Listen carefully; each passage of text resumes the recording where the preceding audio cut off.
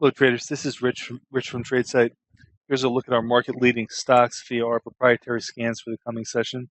This is going to be for Wednesday, October 22nd, 2014.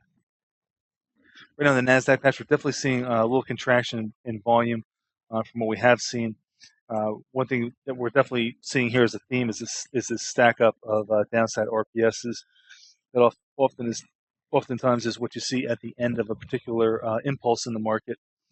So we really want to be on guard for, at best, two-way trade tomorrow, or perhaps even more of a downside day tomorrow.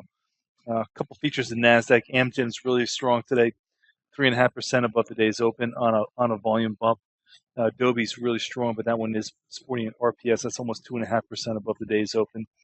And SanDisk, after reporting earnings, is really strong, 4% above the day's open with an upside CPS. Take a look at the financials. More of a mixed bag here. There's a couple more CPSs offsetting some of these downside signals, but we are still biased to the downside.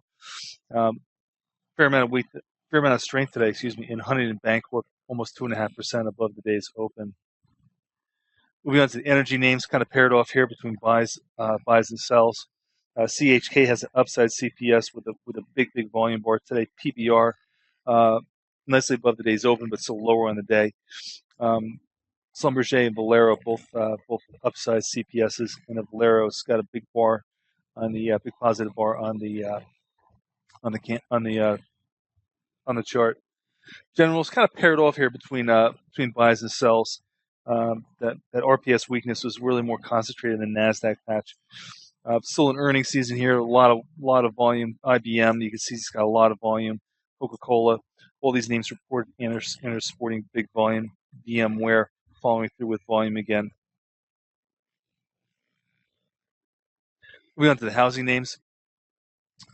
Fairly strong today, but definitely not as much action as the NASDAQ patch. Transport's a little bit more interesting. American Airlines has an upside CPS that's 4% above the day's open.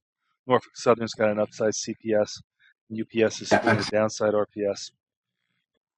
And finally, the commodity patch is seeing some weakness. Gold gapped up pretty substantially, just kind of leaked in all day. So that's kind of where we are. AA's got a downside RPS. FCX looks a little suspect here.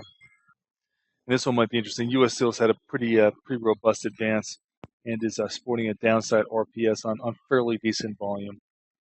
All right, folks. As always, thanks for listening. This has been Rich for tradesight.